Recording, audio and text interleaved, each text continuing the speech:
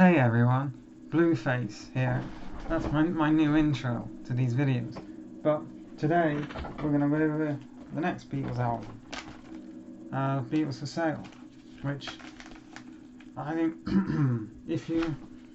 do you count Help as an early Beatles album, or is it part of the later Beatles albums? I count it as the first proper Beatles album when they got into their A game. And so I don't count Help as an early Beatles album. I think Help onwards is the later years. So with that in mind, I think this is the best early Beatles album. It's also the first Beatles album with a gatefold and a lovely picture of them. This is the 2009 stereo remaster, and I love the picture on the back. I think that's brilliant. Now, this album's backstory is Beatlemania was at its height, and people weren't going to the concerts to hear George John sing. They weren't going, they were going to see the Beatles. The music didn't matter, as long as the four lads were there, and that was partly why it's called Beatles For Sale, because, and at the time, in the early 60s, it was normal to have like these smiley faces, like you saw on Please Please Me, and it's, so this album, they look so happy in that photo, but it's more realistic, I think. So I will show you the 2009 ones aren't that special for the records. They sound great, but to look at, they're just another record. I have the 50-year-old, so I believe it came out the same year as A Hard Day's Night, just later on in the year. I might be wrong, but here we have a 50-year-old mono version. I have to go careful because the gatefold is a bit shabby. It's a bit broken. But interestingly, so you saw how on that one I pulled it out of the side. But with the 50-year-old version, it comes out with a slot here. So I can pull it out. So we will look at that record in a minute.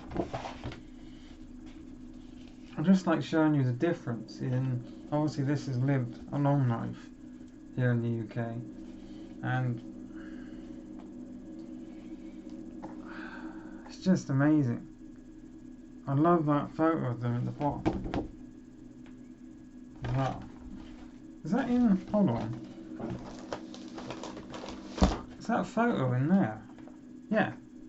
Huh. I've never noticed. I'm being stupid. It is really nice to have these old records. So, okay. And I like these sleeves with the important. Take good care of your microgroove records. Check your gramophone stylus regularly. A worn stylus will give poor reproduction. A chipped stylus will permanently damage your record. Use M-Tex cleaning cloth to preserve your microgroove records. Obtainable from all good record dealers. I shouldn't hold it like that, but here it is. 50 years old. Over 50 years old, this one. And it sounds fantastic, These, I have a problem with my Sgt. Pepper's side too, but for being 50 years old, the rest of them sound brilliant. Right, it doesn't go in there, it goes in this way around. Ugh, I'm trying to be careful with it, because it's special. And it goes, and I have these sleeves.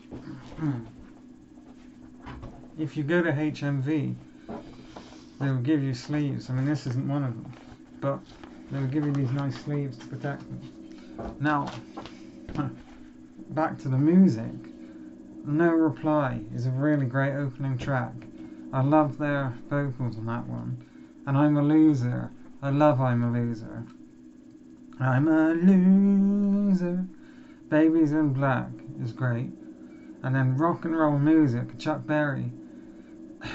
such an amazing cover of the song. Just fantastic. John's vocals blow me away. You know, it is really good. I'll Follow the Sun. I'll Follow the Sun has a special place.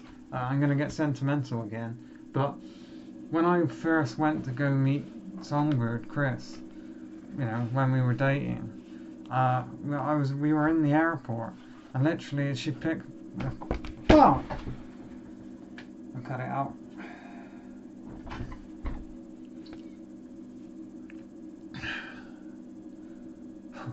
Sorry everyone, I'm bloody interrupted. Literally, as they were picking me up at the airport, I'll Follow the Sun by the Beatles was playing, which just, you know, happened with circumstance.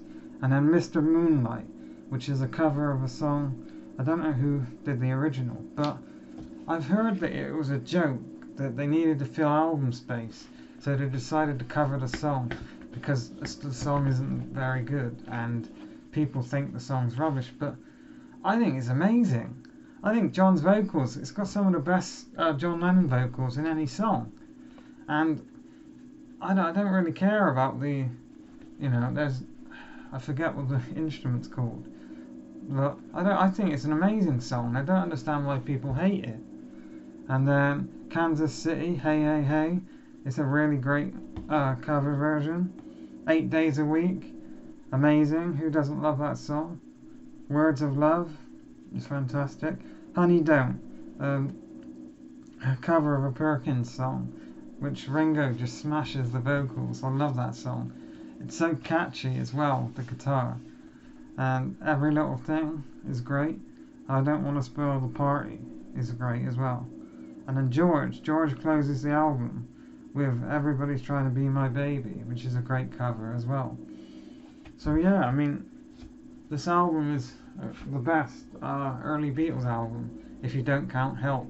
I think Help is a better album than this one. But yeah, I mean, next we'll be doing Help. So thanks for watching, and I'll see you again in the next video.